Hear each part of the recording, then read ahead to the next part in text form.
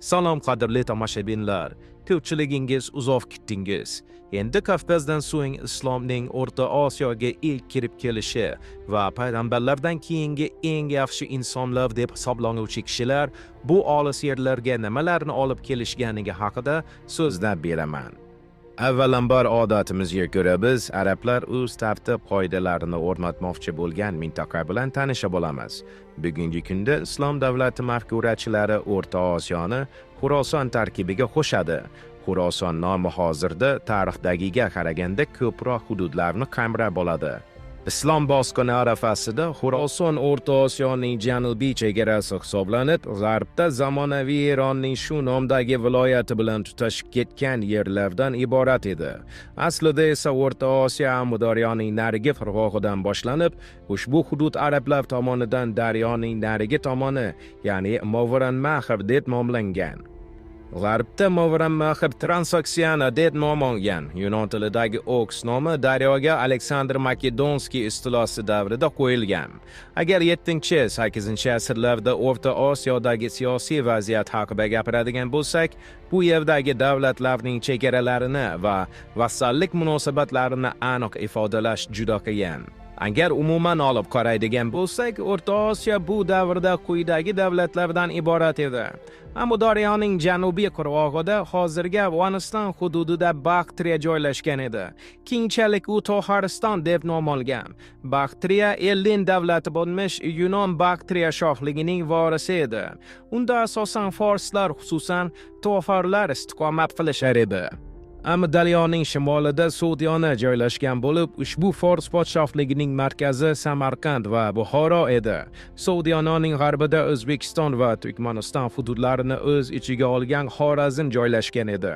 Sudiyona va Baktriya kabi Xorazmning ham aholisi avvalroq forsiy tilli xalqlardan iborat edi.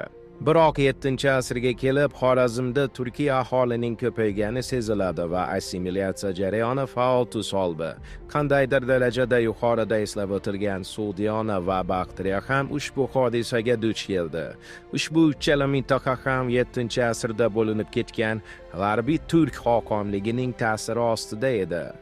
Oradan 50 yillar o'tib, g'arbiy turk xoqonligining o'zi ham juda ko'p qabilalar ittifoqlariga bo'linib ketadi. Xususan zamonaviy Qozog'iston va Qirg'iziston hududlarini egallagan Qamg'arlar va Turgesh xoqonligi shular jumlasidandir. Odatdagidek biz u yoki bu mintaqaning arablar bilan to'qnashuvini ko'rib o'tayotganimizda bizni eng ko'p hujjatli dalillar qiziqtiradi. Ushbu dalillar bizga musulmonlarning ushbu mintaqada yashovchi xalqlarga nimalar olib kelgani va u yerda qanday tartiblar o'rnatgani masalalariga oydinlik kiritishga yordam beradi. Mumtoz arab tarixmanligida bizga to'liq manzarani tasavvur qilishga ko'mak beradigan biror bir mintaqa yoki biror davr voqealarining tartibli hikoyasi mavjud emas. Shuning uchun faqatgina islom manbalariga asoslanib, arablarning O'rta Osiyo kampaniyasining hatto vaqt doiralarini aniqlab olish ham juda qiyin. Sharqshunoslar istiholarning boshlang'ich davrini 673-751 yillar oralig'ida deb belgilaydi. Ya'ni bu Ummaviylar xalifaligi davridan Abbosiylar inqilobigacha bo'lgan vaqt. Bu davrdagi voqealarga islom nuqtai nazaridan keng qamrovli ma'lumot beruvchi manbamiz 9-asrning taniqli islom tarixchisi Ibn Jarir at-Tabariydan topamiz. Uning tarixi bizning olis o'tmishdagi yo'lboshchimiz bo'ladi. Demak, musulmonlarning O'rta Osiyodagi istilolari haqida so'z borganda shuni qayd etish muhimki, xuddi Kavkazdagi kabi ularning bu yerga yurishi ham asosan bosqinchilik xarakteriga ega edi. Xalifalikning 1-asrlarida O'rta Osiyoda mahalliy aholini islomga kiritish bo'yicha maqsadli siyosat olib borilmadi.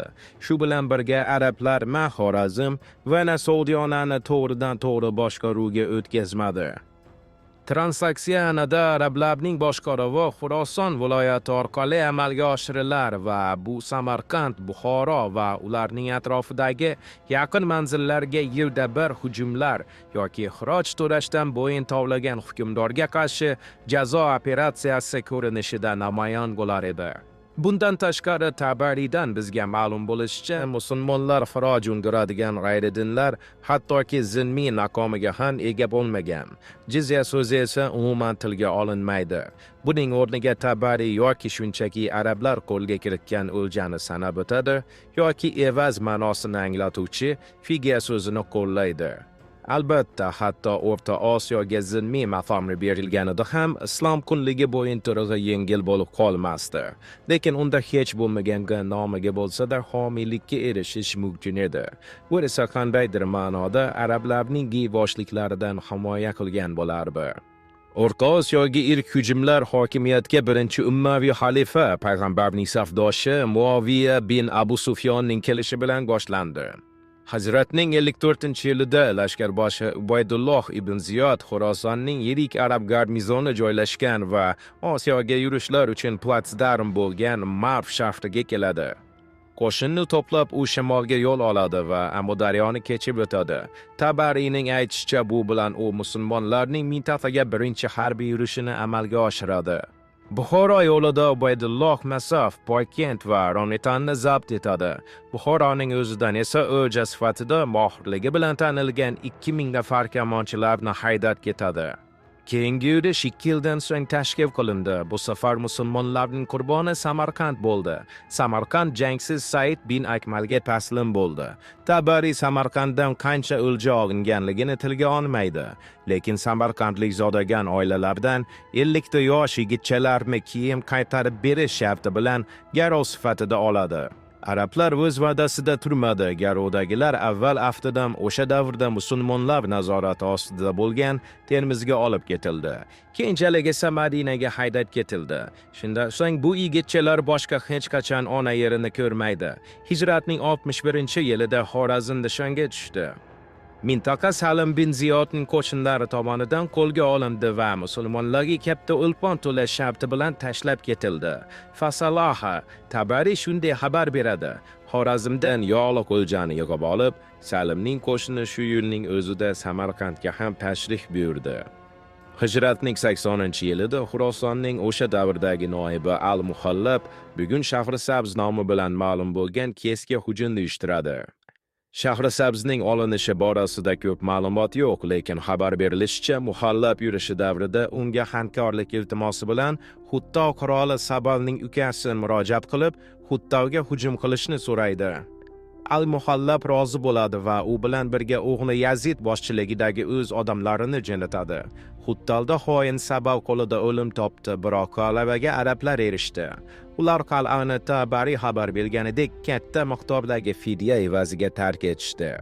Hijriy 70-85-yillarda mintaqada sodir bo'lgan voqealarga alohida to'xtalishni xohlardim.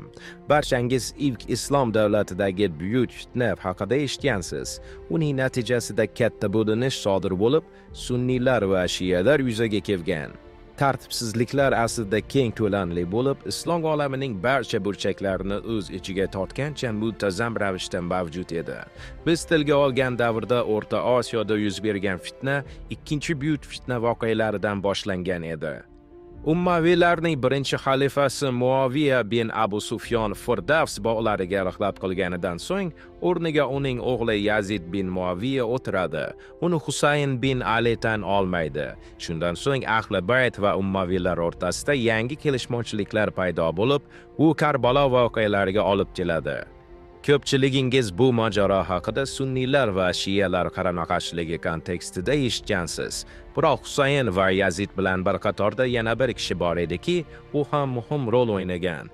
Gap sahoba Abdulloh ibn Zubayr haqida bormoqda. Muaviya hayotligida u xalifalikning yurishlarida faol ishtirok etgan bo'lib, u ham Husayn kabi otasining taxtiga voris bo'lgan Yazidning hayotini tan olmagan edi. Husayn Karbaloda halok bo'lgunga qadar Ibn Zubayr ushbu mojaroda u tomonda bo'ldi. Husayn shahid bo'lgandan so'ng esa o'zini xalifa deb e'lon qilishga qaror qildi. Makkadagi poytaxtidan turib Ibn Zubayr avvali Yaman, Shijoz va Basrani o'z nazoratida tutdi. So'ngra esa u ham Xorasonga ko'z tutdi. Xorasonda Abdulloh bin Zubayrni o'sha davrdagi noyib Bani Sulaym qabilasidan chiqqan Abdulloh bin Hazm qo'llab-quvvatladi. Xalifalikda tartibsizlikni bostirish jarayonida Xurosonda tartib o'rnatish yirik qabila Bani Tanimga topshirildi. Elaziga ularga muayyan imtiyozlar taqdim etildi. Ushbu mojaro vaqtida Abdulloh bin Hazm Ma'rifda Bani Tanimdan bo'lgan odamlarni qatl etdi va ularga tegishli bo'lgan katta miqdordagi boylikni talon-toroj qildi. Buning natijasida siyosiy tartibsizliklar ustiga bu mintaqada Bani Tanin va Bani Sulaym qalamlarining qarama-qarshiligi ham qo'shildi. Abdulloh bin Hazm Noshapurga qochdi.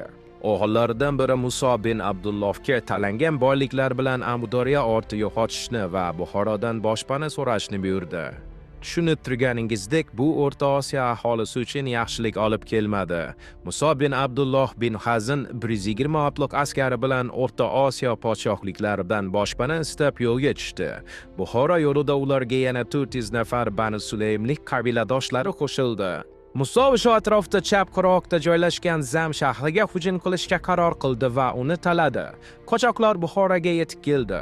Ularning boshpana iltimosiga javoban podshoh bu ish yaxshiligi bilan tugamasligini sezib, na Musoni va na uning odamlarini shaharda ko'rishni istamasligini aytdi va to'lov sifatida tilla tangalar va minishga yaroqli hayvonlarni jo'natdi. Kompensatsiyani qabul qilib, musulmonlar Samarqandga qarab yo'lda davom etdi. U yerda ularga So'g'd podshosi Tarxur o'z boshiga balo orttirib boshpana berdi va ziyofatga taklif qildi. Ziyofatda arablar o'zlarini ko'rsatdilar. U yerda so'g'dlik chavandozning maxsus joyi bor edi. Odatga ko'ra bu joyga kimdir o'tirsa yoki birov narsa olsa, u chorlov deb tushunilar edi. Eng fazilatli deb hisoblanuvchi odamlar o'zlarini qanday tutdi deb o'ylaysiz? Musoning odamlaridan biri shunday dedi: "Li'akulna ma'ala hadhihi al-ma'ida wa li'ubariz nafaris as-suht." فَإِنْ قَتَلْتُ كُنْتُ فَارِسَهُمْ. Men ushbu ziyofatda nimadir tanovul qilishim kerak va So'g'd chavandozi bilan kuch sinashim kerak. Agar men uni o'ldirsam, ularning chavandozi men bo'laman. Provokatsiya ish berdi va chavandoz Bizbet arabni jangga chorladi. Lekin Tabarining xabar berishicha, u halok bo'ldi. Sodir bo'lgan voqeani eshitib, So'g'd podshosi darg'azab bo'ldi va faxriy mehmonlar sifatida taklif qilingan arablarga daf bo'lishni buyurdi. Podshoh xavfsizlik kafolati haqidagi kelishuvni buzmaslik uchungina ularni tirik qoldiradi. Muso va uning gastrolyorlari Samarqanddan quvilgandan so'ng ular Sharhisabzga yo'l oldi. Buni bilib Sharhisabz podshosi yordam so'rab Tarxunga xat yozdi. So'g'd podshosining qo'shinlari arablar shaharga yaqinlashib qolganda orqasidan yetib kelishdi va jang boshlandi. Kechga tomon arablar chekinishga majbur bo'ldilar. Muso ishlar chatoq ekanligini tushunib, o'z odamni Zura bin Alqamani Tarxunning huzuriga jo'natdi. Unga lof urib, agar Muso o'ldiriladigan bo'lsa, so'g'dliklarga tinchlik bo'lmasligini, xalifalikdan Xurosonga kim noib bo'lib kelsa ham o'ch olishini aytishni buyuradi. Bunga javoban Tarxun nima bo'lsa ham Sharhisabzni arablarga bermasligini aytdi. Shunda Zura hech bo'lmasa Musoga Termizga chekinishga yo'l qo'yib berishni iltimos qildi. Tarxun nima uchundir bunga rozi bo'ladi. Muso o'z odamlari bilan Termizga yetib boradi, lekin uni darhol shaharga kiritishmaydi. U bir qancha muddat Termiz shohini sovg'alar bilan siylab turishga to'g'ri keladi.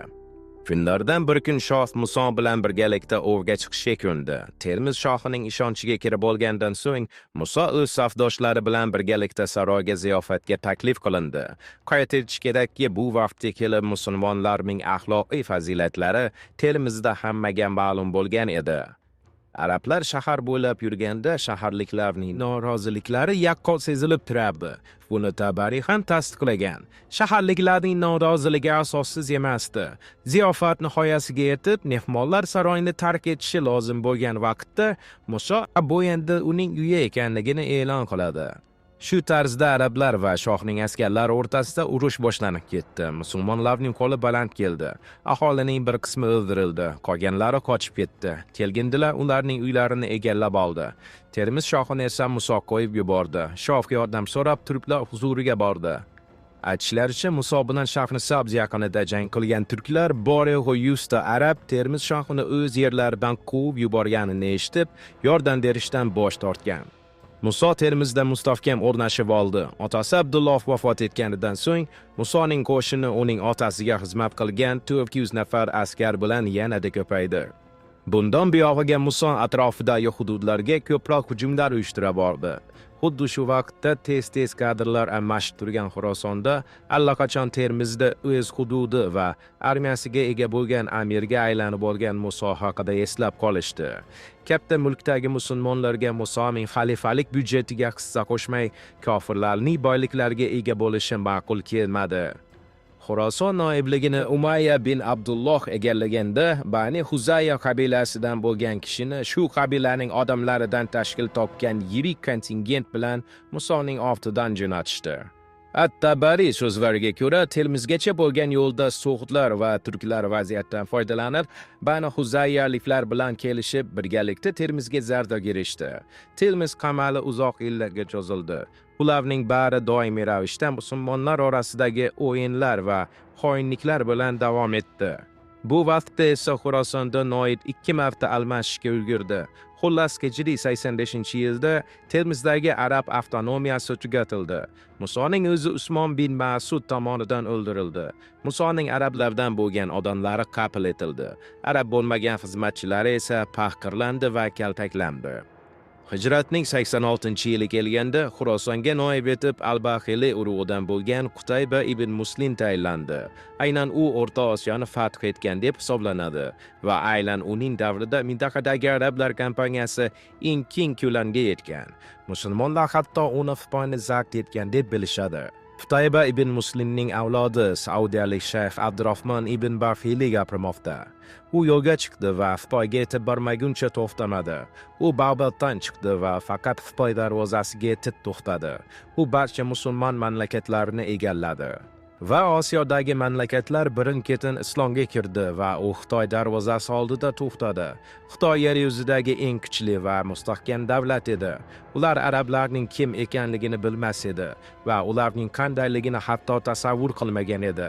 Ularda na sivilizatsiya, na tarix va na buyuklik bor edi. Qo'shinlar o'sha buyuk devor oldiga yetganda, Xitoy imperatori ularning yoniga odam yuborib, ularning nima istashini bilish uchun vakillarini jo'natishni so'radi. Musulmonlar kam sonli edi.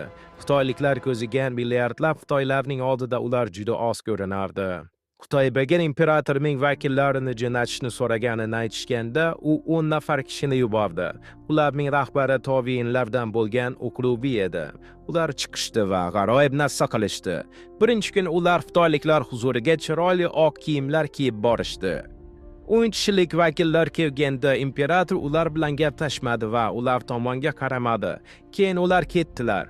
Imperator o'z yaqinlaridan so'radi: "Ular haqida nima deb o'ylaysizlar?" Ayonlar ularning orqasida turgan odamlar ham shunaqa bo'lsa, ulardan qo'rqmasak ham bo'ladi dedi. Ular musulmonlarning yoqimliligi va chiroyli kiyimidan xulosa qilgan edi. Keyingi kuni musulmonlar yana imperator huzuriga kelishdi. Bu safar ular sallalar kiyib, xushro'y ko'rinishda keldi. Ular kirganda xitoyliklarning yuzlari o'zgardi. Ular imperator bilan gaplashmasdan ketdi. Imperator yana ayonlarga savol berdi. Ayonlar bugun musulmonlar kechagidek emas, balki boshqacha bo'lib kelibdi dedi. 3-kuni musulmonlar jang kiyimlarida kelishdi. Agar arab jang kiyimida bo'lsa, uning ko'zlarida o'lim aks etar edi. Ular qilich, nayza va qalqonlari bilan imperatorning yoniga kelishdi. Endi xitoyliklar arablarning nigohidan qo'rquvga tushdi. Imperator yana bugun ular haqida nima deb o'ylaysizlar deb so'radi. Ular o'lim chavandozlariga o'xshaydi. Biz qo'lida o'lim bor bo'lgan erkakni ko'rdik deyishdi. Vaziyat o'zgardi. Ular musulmonlarning yetakchisini chaqirdi va yetakchi kirdi. Ular birinchi kun boshqacha, ikkinchi kun yanada o'zgacha va uchinchi kuni umuman boshqacha kiyimlarda keldi. U nima uchun deb so'rashdi. Birinchi kun biz sizlarning oldingizga oilamiz va yaqinlarimizning yoniga kelgandek bo'lib keldik. Ikkinchi kun biz o'z boshliqlarimiz, lashkarboshimiz yoniga kelgandek keldik. Uchinchi kun esa yoki o'lim yoki g'alaba bilan qaytishni istayotgan holatda keldik. Imperator nimani xohlaysizlar deb so'radi. U aytdi: "Bizning hukmdorimiz, ya'ni Qutayba, bizga sizning yeringizni toptamaganimizcha qaytmasligimizni buyurdi. Sizning qurollaringizning bo'yniga tamqo bosamiz va sizlar tahqirlovchi to'lovni to'laysizlar." Qutaybaning birinchi yirik hujumi uning noib etib tayinlanganidan 1 yil o'tib Poykentga uyushtirildi. Ushbu hujum strategik ahamiyatga ega edi. Poykent savdogarlar shahri bo'lib, tilla va kumushga juda boy edi.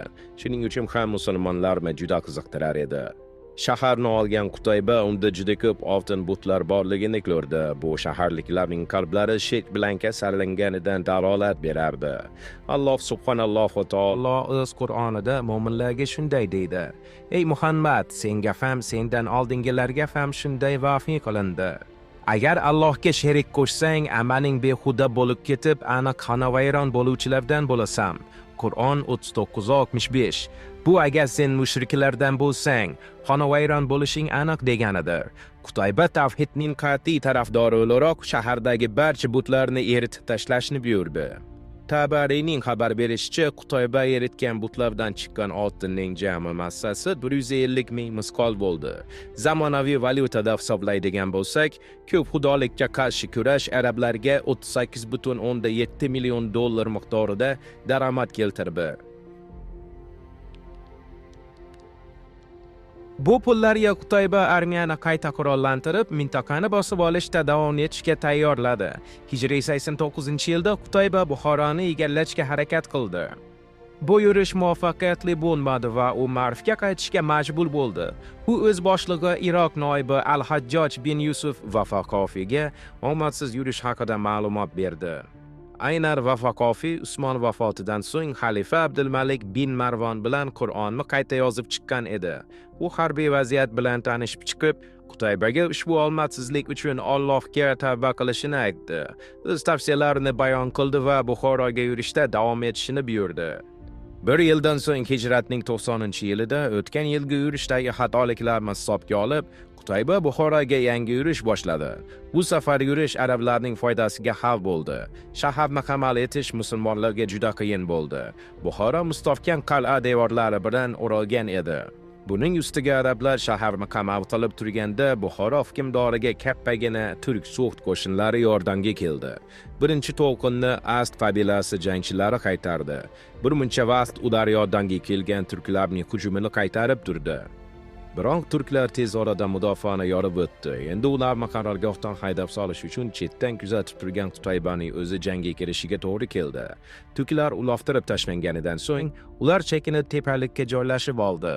Shunda Qutayba arab qabilalariga turklarni tepalikdan siqib chiqarishga buyruq berdi. Arablar buning xavfli ekanligini tushunib, yuragi dov bermay sukut saqladi. Jimlik hukm surardi. Javob ololmagan Qutayba Bami Taminga murojaat qildi. Ularga ota-bobolari kurashgandek bir kun jang qilib berishni so'rab, ruhini ko'tarishga harakat qildi. Qutayba ularni ko'ndirish uchun bir muncha vaqt sarfladi. Shunda Vaqi bin Abu Saud qo'lidagi bayrog'ini ko'tarib o'z qabiladoshlariga qarata, "Bugun meni shu yerda qoldirasizlarmi, ey Bani Tamin?" dedi. Bani Tamim yo'q deb jangga kirdi.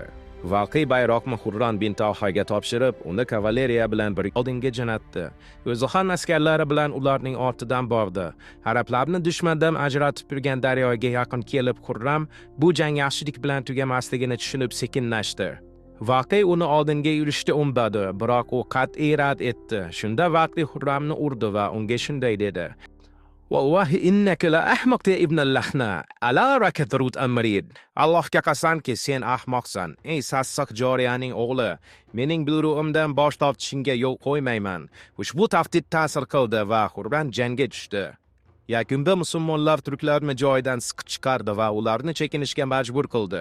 Qutayba jang izlarining foydasiga hal bo'layotganini ko'rib, o'z askarlariga qochayotgan turklarni tutishni buyurdi va har bir boshga 100 dirham mukofot berishni va'da qildi. Bu yog'iga Tabari boshqa biror bir tafsilotlarni keltirmaydi. Shundan kelib chiqadiki, Qutayba keyin Buxoroga kiradi. Tinchlik shartnomasi tuzilgani yoki qo'lga kiritilgan o'ljaning miqdori haqida Tabari hech narsa demagan.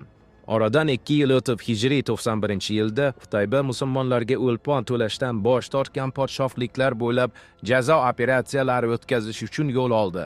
Tabari tasvirlagan voqealar mazmunidan shu narsa aniq bo'ladiki, podshohliklar bilan to'lov evaziga tinchlik shartnomalari tuzilgan ekan. Buni Tabari yana jizya emas, balki fidya deb nomlagan. Afg'onistonni ochmaganda O'rta Osiyoda jazo operatsiyasi Shumom, Shafrisabz va Nasafni qamrab oldi. Bundan tashqari avval arablardan muvaffaqiyat bilan himoyalangan So'x podshosi Tarxunfam shu yili to'lov to'laganligini bilib olamiz. Yurishning so'ngida arablar Buxoroga ham kirib, kelajakdagi ehtimoliy bosh ko'tarishlarning oldini olish maqsadida shaharning hukmron doiralari orasida tozalash ishlarini o'tkazadi. Hijriy 93-yilda Qutayba Xorazmdan to'lov undirayotganda uning odamlaridan biri Al-Mujashshir bin Muzahhim u bilan yuzma-yuz uchrashishni iltimos qildi. Nimanidir bilgandek ko'ringan Al-Mujashshir Qutaybaga agar sovutni olish niyati bo'lsa, buni aynan hozir qilish kerakligini aytdi. Chunki sovutliklar hozir o'zlarini xavfsizlikda deb o'ylashmoqda va musulmonlarning zarbasini qaytarishga tayyor emas dedi. Qutayba ibn Muzahhimning tavsiyasiga quloq solib, o'zining 100 nafar odami bilan Samarqand tomon yo'l oldi. Shuni qayd etish kerakki, bu yurishda arablar bilan bir qatorda xorazmliklar va buxoroliklar ham ishtirok etgan. Shaharga yaqinlashib, Qutayba shaharni qamal qildi. Taxminan bir oylardan keyin Samarqandliklar o'z choparini Farg'ona va Shosh hukmdorlari huzuriga jo'natishga muvaffaq bo'ldi. Shosh hozir Toshkent deb nom olgan. Samarqandliklar ko'mak so'rab iltimos qildi. Ular agar bugun bizga yordam bermasangiz, ertaga sizga hech kim yordam bera olmaydi deyishdi.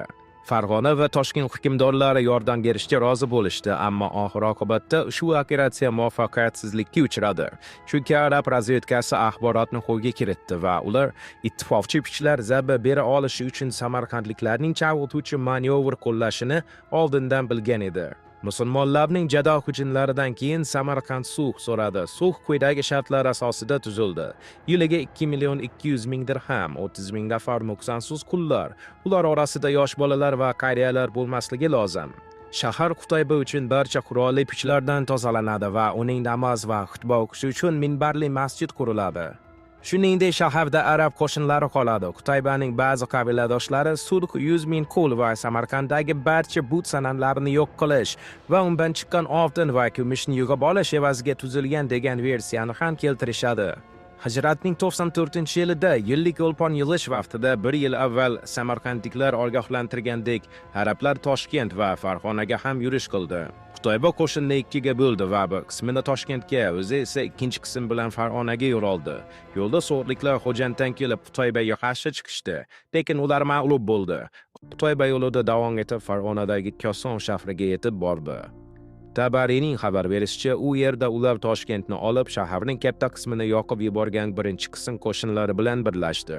Shundan so'ng arablar marshga qaytdi. 2 yildan so'ng Hijratning 96-yili kelganda, bu Qutayba bin Muslim uchun hayotining oxirgi yili edi. Arablar Xitoyga yo'l oldi. Bu qanday yuz bergani haqida sizlar boya tingladingiz. Agar sizga arablarning Xitoy imperatori huzuridagi sahnasidan xabar beruvchi ushbu hikoyaning nima bilan tugaganligi qiziq bo'lsa, agar Tabariga ishonadigan bo'lsak, unda xitoyliklar Qutayba toptoshi uchun oltin ko'zalarni tuproqqa to'ldirib berdi va aslzodalar oilasidan 4 nafar o'g'ilni jo'natdi. Ularning bo'yniga musulmonlar tamg'a qo'yib, jizya evaziga qaytarib jo'natdi.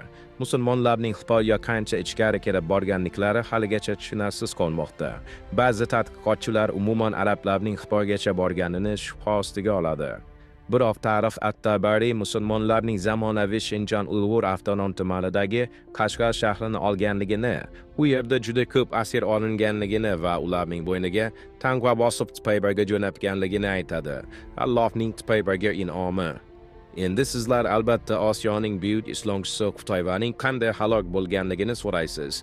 Qutayba sizlar o'ylaganingizdek Allohning dinini yo'ya turib jang maydonida emas, balki hokimiyat talashish natijasida halok bo'ldi. Gap shundaki, Qutaybaning Xorasondagi hokimiyati xuddi xonisi Hajjojning Iroqdagi hokimiyati kabi to'liqligicha xalifa Valid ibn Abdulmalikning marhamatiga tayanar edi.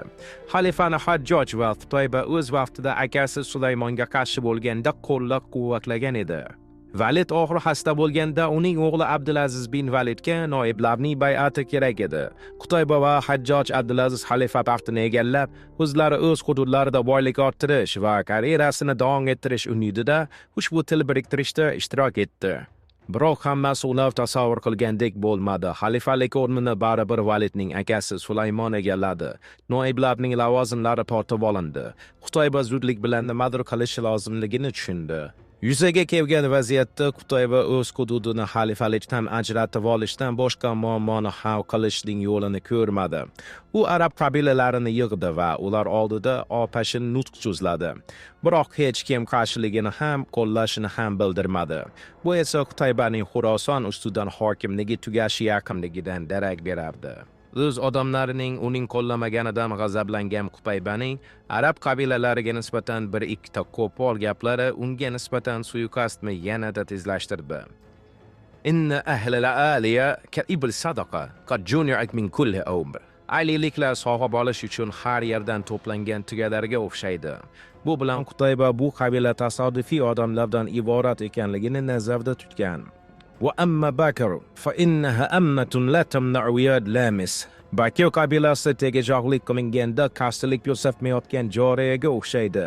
Va amma Tamim fajimlun ajrabun. Anim isqirtiya kabidir. Va amma Abdul Qays fama yaqrub al-ayr bizandih. Abdul Qays eshak dungi bilan uradigan joydir. Va amma al-azg fa a'laj sharrar min halaq al-wa. Law malaktu amrahum law wasamtuhum. Az qabilasi esa Allohning eng jirkanch maxluqi, yovvoyi eshak kabidir. Agar ular mening qulim bo'lganda, men ularga tamg'a bosardim. Qutayba bin Muslim hijratning 96-yilida o'ldirildi. Bir vaqtlar Buxoroni olishda Qutaybaga manzur bo'lishga intilib, jasorat ko'rsatgan Vartay bin Abu Saud uning kesilgan kallasini Damashqqa jo'natdi. Xurosonning navbatdagi noibi ham shu Vartay bin Abu Saud bo'ldi. Bundan so'ng arablar yana 30 yil mobaynida O'rta Osiyoni Qutayba zabt etgan hududlar doirasida talashda davom etadi. Musulmonlarning shimoliy sharqda siljishi ichki beqarorlik tufayli sekinlashib qoladi. Keyinroq esa 3-fitna Abbosiylar inqilobi davrida umuman to'xtab qoladi. Oxirida menimcha sizlarda qachon O'rta Osiyo islomga kirgan vaqt keldi degan savol paydo bo'ladi. Men bu jarayonning uzoq vaqtlarga cho'zilgan holda mahalliy aholining asta-sekin asriy assimilyatsiyasi ko'rinishida yuz bergan deb javob beraman. Shuningdek, sizlarni Qozog'istonda bu qanday bo'lgani ham qiziqtirishi mumkin. Hozirgi O'zbekiston va Tojikiston hududlaridan farqli holda shimolga arablar kamdan kam hollarda kirib borgan va u yerda nazorat o'rnata olmagan. Zamonaviy Qozog'iston hududiga islom ancha keyin va salafiylikdan uzoq bo'lgan shaklda kirib borgan. Xorazm va Sug'diyonaga qaytadigan bo'lsak, u yerda majusiylar orasida qilingan da'vatlar borasida Tabari hech qanday ma'lumot keltirmagan. Bu bir tomondan tushunarli, agar hamma musulmon bo'ladigan bo'lsa, arablar jizya va xirojni kimdan undirgan bo'lardi. Tabarida men faqat mahalliy aholining islomga kirgani haqida bir ikkita bilvosita eslatmani topdim. Bu hafta Tabari hijriy 110-yil voqealari haqida Amudaryo deltasidagi kurdlar aholisining islomdan chiqishi munosabati bilan aytib o'tadi. Shundan so'ng Ashras bin Abdulloh jazo otryadini jo'natadi. Bu biror shaharning islomni qabul qilganligi haqidagi yagona misol. Bavtriya va Sogdiyonaning noyob madaniy kodini butunlay o'zgartirib yuborgan din islom bilan O'rta Osiyoning tanishuvi mana shu tarzda bo'lgan edi va asta-sekin ularning tili va madaniy xotirasi o'chirib tashlangan. Albatta, vaqt o'tishi bilan islom vakili kelgan arablarning o'zlari ham o'zgarib, assimilyatsiyaga uchrab borgan. Lekin o'ziga xos tarzda Yunon san'ati va falsafasi bilan qorishib ketgan Fors madaniyati poydevori umrbod yo'qotildi. Ushbu sivilizatsiyaning nuragan poydevori o'z inertsiyasi bilan islomga qaramay ilmiy madaniy yutuqlarni qo'lga kiritadi. Ammo musulmonlar ularni ham o'zlashtirib, munofiqlik bilan buni islomning oltin asri deb taqdim etadi. Bu esa keyingi tahlilning mavzusi. Hozircha esa sizlarga omad tilayman va ko'rishguncha xayrlashib qolaman.